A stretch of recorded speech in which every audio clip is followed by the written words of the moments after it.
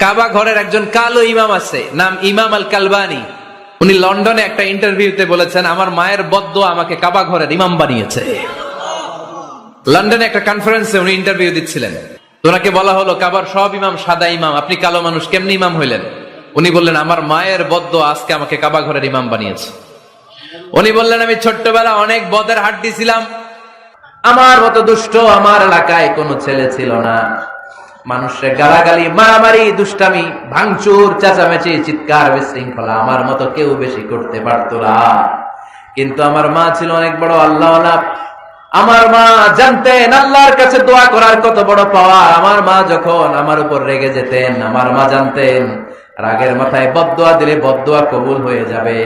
এজন্য যখনই আমি বেশি দুষ্টামি শুরু করে দিতাম, আমার মা রেগে আমারে বদদোয়া দিয়ে বলতেন, আল্লাহ তোরে হেদায়েত দেখ, আল্লাহ তোরে কাবা ঘরের ইমাম বানায়া দে।